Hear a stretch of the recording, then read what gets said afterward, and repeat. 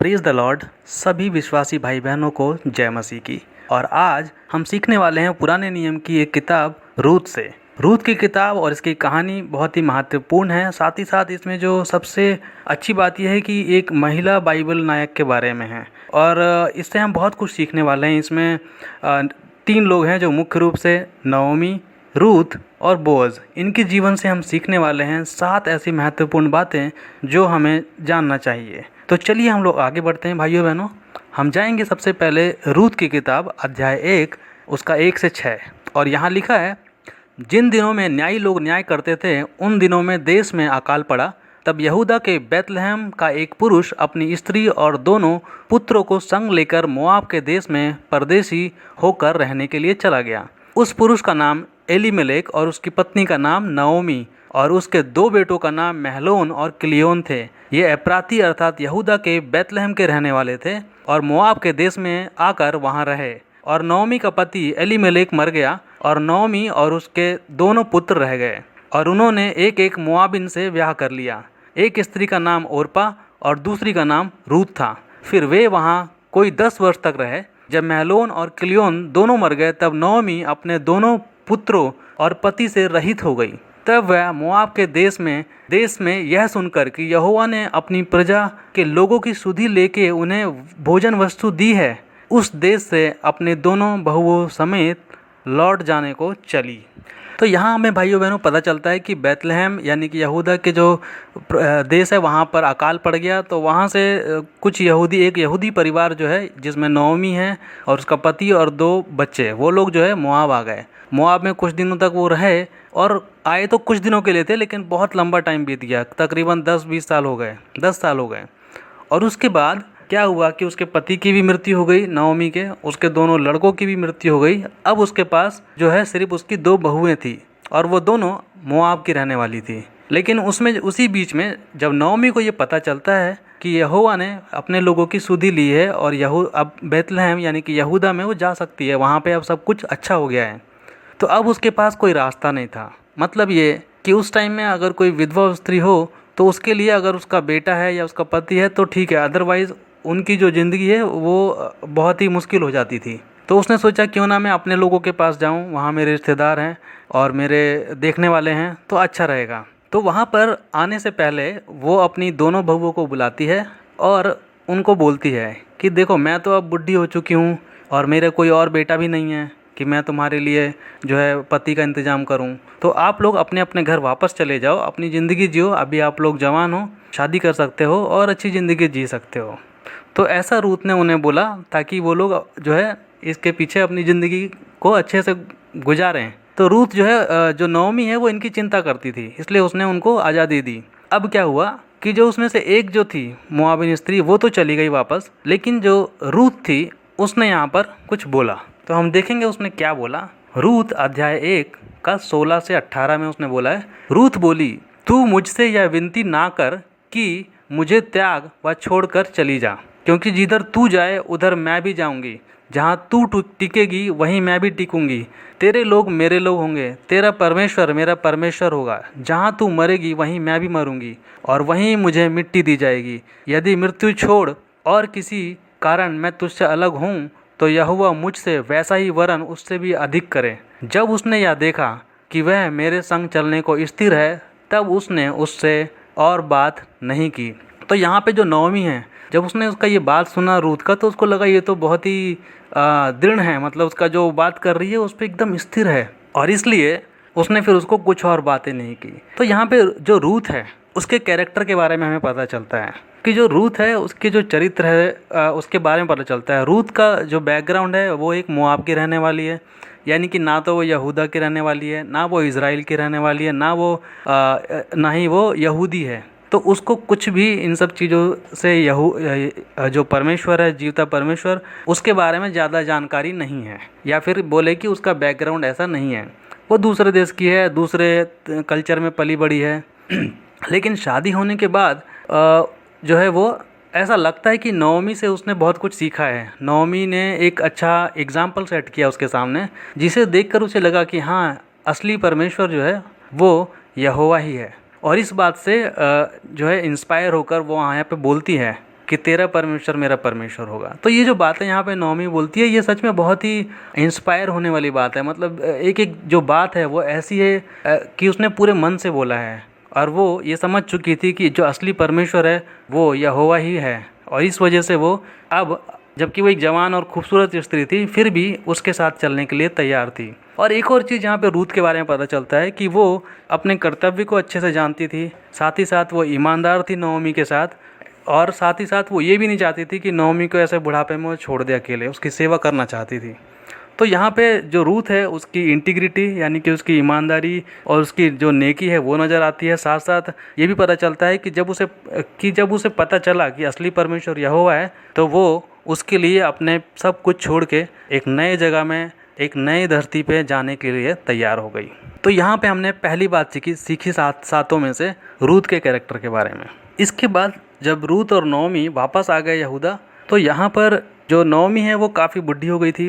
तो जो रूथ है वो उसके लिए काम करती थी। वो खेतों में जाती थी, थोड़े मोड़े काम करती थी, और वहाँ पे जो लोग खेत जब काटते हैं, जो फसल काटते हैं, तो उसमें से कुछ दाने जो गिरते हैं उनको इकट्ठा करती थी। तो ऐसे में ही एक जगह वो इकट्ठा कर रही थी। हम अध्याय 2 में रूथ के उसका 1 और 22 पढ़ेंगे। इसमें लिखा है, नवमी के पति एलीमेलेक के कुल में उसका एक बड़ा धनी कुटुंबी था, उसका नाम बोअज था। और 22 में लिखा है, नवमी ने अपनी बहू रूथ से कहा, मेरी बेटी, यह अच्छा भी है कि तू उसी की दासियों के साथ साथ जाया कर, और वे तुझको दूसरों के खेत में ना मिले।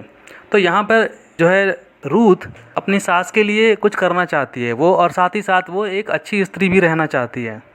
और यहाँ पे नवमी के बारे में हमें पता चलता है कि जो नवमी है वो एक धार्मिक और परमेश्वर से डरने वाली स्त्री है। उसके चरित्र से पता चलता है, क्योंकि उसने एक जो है गैर यहूदी को कन्वर्ट कर दिया है, उसको इतना इंस्पायर किया है कि जो रूथ है वो नवमी के साथ साथ मरने के लिए भी तैयार है। तो नवमी एक अच्छी सास थी। ऐसा नहीं कि वो सिर्फ एक स्त्री है, लेकिन वो सास के रूप में भी उसने अपना कर्तव्य अच्छा निभाया है। और इस वजह से अब वो चाहती है यहाँ पे कि रूथ दूसरी शादी करे, और इस वजह से वो बोलती है कि आप बोअज के खेत में ही काम करो, क्योंकि बोअज हमारे रिश्तेदारी में आता है, और अगर उससे शादी होती है तो हमारी जो भी ज़मीन है, मतलब उस टाइम में जो कायदे कानून थे उसके हिसाब से अगर कोई पुरुष नहीं है परिवार में तो वो ज़मीन जो है खाली हो जाती थी, कोई लेता नहीं था उसको, या फिर उनको किसी ना किसी को उसके कुटुंब का होना चाहिए, उसके परिवार में होना चाहिए, रिश्तेदारी में। तो बोअज उनके दूर का परिवार का ही था। तो उसने सोचा इससे हमारी ज़मीन और जो भी है वो सब वापस आ जाएगा, और साथ ही साथ इसकी भी शादी हो जाएगी। तो यहाँ पर जो है जो रूथ है वो काम करती है, खेतों में जाती है, ऐसे ही काम करती रहती है काफ़ी दिन। और जो वहाँ पे जो भी गिरता था खेतों में से, कटने के बाद जो भी फसल थोड़ी मोड़ी गिरती थी वो वहाँ से उठाती थी, इकट्ठा करती थी, और इस तरह से चल रहा था उनका। तो उसी बीच में जो है वहाँ जो कुछ भी होता था वो आके नवमी को बताती थी शाम को कि क्या हुआ। कभी कभी जो भी कुछ लेके आती थी वहाँ से। तो उसमें एक और चीज़ है, रूथ अध्याय 3 उसका 1 और 10, उसमें लिखा है, उसकी सास नवमी ने उनसे कहा, वो रूथ से बात कर रही है, बोल रही है कि हे मेरी बेटी, क्या मैं तेरे लिए ठाव ना ढूंढूं कि तेरा भला हो। उसने कहा, हे बेटी, यहोवा की ओर से तुझ पर आशीष हो, क्योंकि तूने अपनी पिछली प्रीति पहले से भी अधिक दिखाई है, क्योंकि तू क्या धनी क्या कंगाल किसी जवान के पीछे नहीं लगी। तो यहाँ पे हमें एक चीज़ और पता चलती है कि ये दोनों जो स्त्रियाँ हैं एक दूसरे के प्रति बहुत ही इनमें प्रेम है, कर्तव्य जो है कर्तव्य निष्ठा है, और साथ ही साथ रूथ और नवमी ऐसा लगता है कि दोनों एक दूसरे को इंस्पायर करते हैं परमेश्वर के कैरेक्टर को सीखने के लिए, उसके चरित्र में बनने के लिए। तो यहाँ पे क्या बोल रही है कि बेसिकली वो ये समझाना चाह रही है कि तुम दूसरी शादी कर लो ताकि सब कुछ अच्छा चले, और साथ ही साथ वो ये भी बोल रही है कि यहाँ आने के बाद जो है तुमने ऐसा कोई गलत काम नहीं किया है। जैसे कि वो मोआबिन स्त्री थी, जवान भी थी और साथ में खूबसूरत भी थी, लेकिन फिर भी उसने ऐसा कुछ नहीं किया कि जो बोअज है उसके पीछे पड़ी है या फिर उसे एक्सप्लॉइट कर रही है, गरीबी में ज़िंदगी गुजार रही है। तो ये नहीं सोचा कि चलो एक झटके में अमीर हो जाऊंगी। उसने जैसा उसकी सास ने बोला था वैसा ही वो करती रही। उसने कुछ भी गलत कदम नहीं उठाया, और उसने अपने अपने अपने कैरेक्टर को, अपने चरित्र को और अपनी जो धार्मिकता है उसको बचा के रखा। तो यहाँ पर क्या हुआ, जो है हमें दो चीज़ें पता चली, एक रूथ के चरित्र के बारे में और एक नओमी के चरित्र के बारे में। तो दोनों ही बहुत इंस्पायरिंग हैं। रूथ से हम सीख सकते हैं कि जबकि वो बाहर की स्त्री थी, उसको कुछ भी नहीं पता था यहूदा के बारे में या फिर इज़राइल के इन सब के रूल के बारे में, लेकिन फिर भी उसने एक अच्छा चरित्र जो है यहाँ पे स्थापित किया। अगर आप पूरी बुक पढ़ेंगे, चारों के चारों अध्याय, तो आपको पता चलेगा कि लोग नओमी की जो बहू है रूथ, उसको बहुत ही अच्छी स्त्री के रूप में देख रहे थे। उनको लग रहा था ये तो बहुत अच्छी है, मतलब उसमें कोई नज़र नहीं आता था उनको कोई ऐब कि ये जो है इज़राइल की नहीं है तो फिर कुछ अलग है। अब इसमें हम आगे पढ़ेंगे, उसने अपनी सास की योजना के अनुसार काम किया रूथ ने, और फिर उसके बाद बोअज जो है वो कुछ करता है।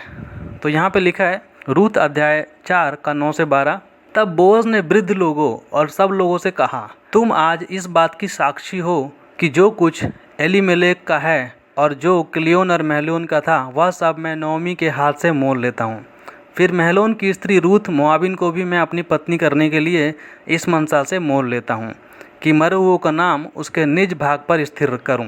कहीं ऐसा ना हो कि मरे हुओं का नाम उसके भाइयों में से और उसके स्थान के फाटक से मिट जाए। तुम लोग आज साक्षी ठहरे हो। तब फाटक के पास जितने लोग थे उन्होंने और वृद्ध लोगों ने कहा, हम साक्षी हैं। यह जो स्त्री तेरे घर में आती है उसको यहोवा इज़राइल के घराने की दो उपजाने वाली यानी कि राहेल और लिया के समान करे, और तू एप्राता की वीरता करे और बैतलहम में तेरा बड़ा नाम हो। और जो संतान यहोवा इस जवान स्त्री के द्वारा तुझे दे, उसके कारण से तेरा घराना पेरेस का सा हो जाए, जो तामार से यहूदा के द्वारा उत्पन्न हुआ था। तो यहाँ पे जो है बोअज जो है उसके बारे में हमें एक खास चीज़ पता चलती है कि ये तीसरी चीज़ है जो हम सीख सकते हैं बोअज के कैरेक्टर से। तो बोअज जो है वो चाहता तो वो तो अमीर था, चाहता तो फ़ायदा उठा सकता था, वो उसके खेत में काम कर रही है रूथ, लेकिन उसने अपनी धार्मिकता को वैसे ही बरकरार रखा। और जब भी आप देखेंगे बाइबल में जब वो रूथ से बातें करता है तो बेटी ऐसे बोल के बात करता है। और यहाँ पर उससे शादी करने से पहले वो जो है सारे वृद्ध लोग को वहाँ बुलाता है और उन्हें बताता है कि ऐसा ऐसा मैं करना चाहता हूँ, क्या आप लोग इसकी इजाज़त देते हैं। तो वो सारे लोग उसकी इजाज़त देते हैं। उसमें से कोई भी ऐसा व्यक्ति नहीं है जो ये बोलता है कि नहीं हम एग्री नहीं करते हैं। तो बोअज जो है वो भी धार्मिक व्यक्ति था, ऐसा नहीं कि जो है वो ऐसी आम आदमी था, वो बहुत धार्मिक व्यक्ति था और वो पुराने नियम की सारी बातों को, सारी आज्ञाओं को मानता था। अब हमें इसके बारे में कैसे पता चलता है, हम देखेंगे लय व्यवस्था अध्याय 19 का 9 से 10। यहाँ पे लिखा है, फिर जब तुम अपने देश के खेत काटो तब अपने खेत के कोने कोने तक पूरा ना काटना, और काटे हुए खेत की गिरी पड़ी बालों को ना चुनना, और अपनी दाख की बारी का दाना दाना ना तोड़ लेना, और अपनी दाख की बारी के झड़े हुए अंगूरों को ना बटोरना, उन्हें दीन और परदेसी लोगों के लिए छोड़ देना। मैं तुम्हारा परमेश्वर यहोवा हूँ। तो यहाँ पे जो है परमेश्वर ने अपने जो भी लय व्यवस्था जो व्यवस्था उनको दी थी, उसमें मूसा ने जो लिखा था कि जब आप खेत को काटते हैं या फिर चीज़ों को चुनते हैं, अंगूरों को चुनते हैं, तो सब कुछ एकदम गायब मत कर देना, थोड़ा मोड़ा छोड़ देना, जो गिरता है गिरने दो। तो यहाँ पर जो बोअज है वहाँ उसको भी ऐसा ही है, जब वो चीज़ें गिरती हैं जो भी कुछ, वो अपने जो दास हैं या दासियाँ हैं उनको बोलता है कि ये सब मत उठाओ। तो जो कुछ भी बचता था वही रूथ उठाती थी, वहाँ से शाम को इकट्ठा करती थी और उसी से उनका घर चल रहा था।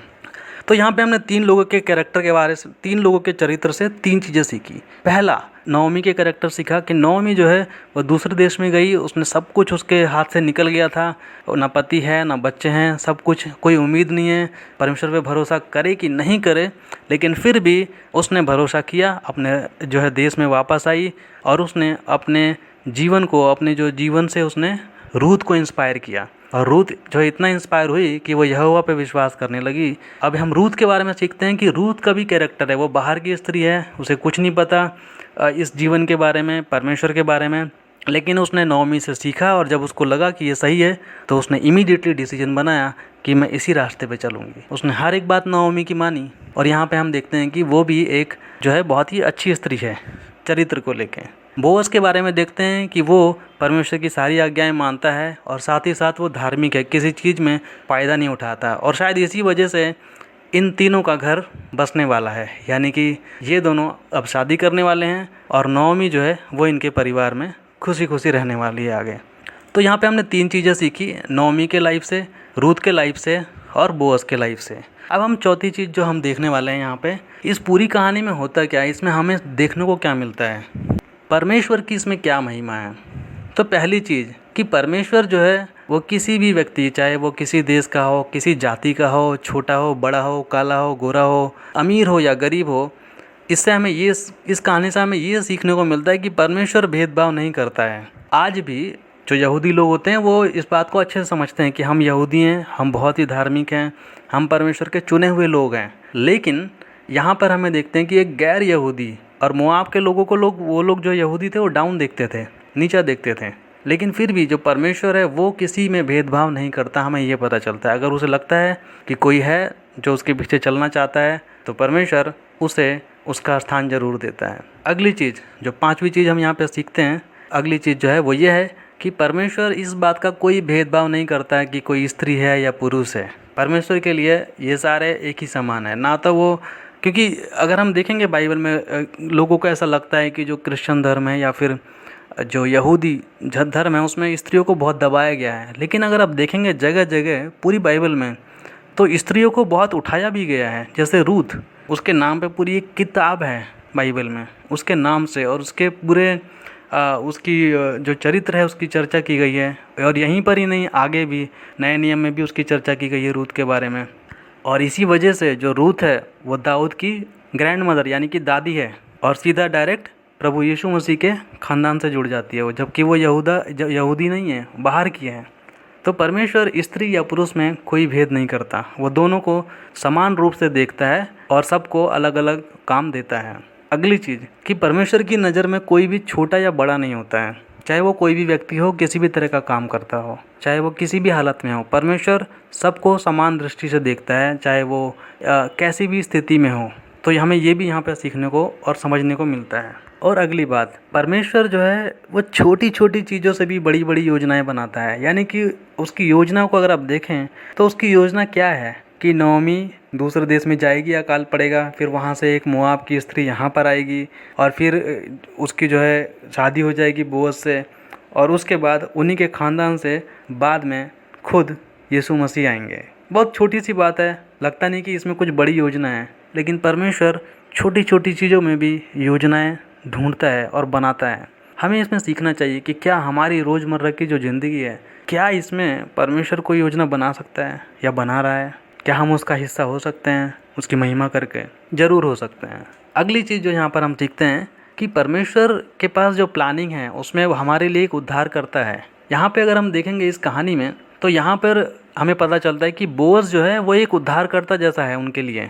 उसने आया, उसने जो है रूथ से शादी की, और साथ ही साथ नौमी भी, उसको भी एक बेटा मिल गया। तो इनका जो परिवार था जो एक अनाथ की तरह था, अभी पूरा हो गया। सेम उसी तरह से परमेश्वर ने हमारे लिए भी प्रभु यीशु मसीह को लेकर आए। वो भी हमारे लिए हमारा मसीहा है जो हमें हमारे पापों से, हमारे बोझ से, हमारी जो मृत्यु का दुख है उन सब से आज़ाद करने के लिए आया। और परमेश्वर की इसी योजना को उसने रूथ और बोआज के थ्रू पूरा किया, क्योंकि वही डायरेक्ट यीशु मसीह के वंशावली से जुड़ जाती हैं। तो यहाँ पे हमने 7 चीज़ें सीखी भाइयों बहनों।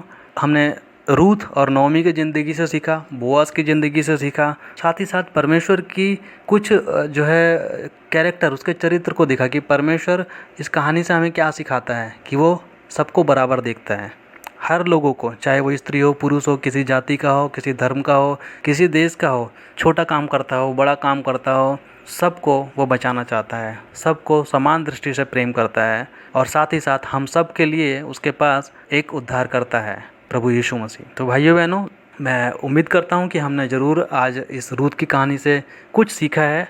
और मैं जो है आपको बोलना चाहूँगा कि अगर आपको मौका मिले तो ज़रूर इस किताब को पूरा पढ़िए, तब आपको और अच्छे से समझ में आएगा और आपको बहुत अच्छा भी लगेगा। तो इसी के साथ मैं विदा लेता हूँ और फिर मैं आऊँगा किसी और बाइबल के किसी और कैरेक्टर के बारे में लेकर। तब तक आप लोग विश्वास में बने रहिए और परमेश्वर की महिमा हो।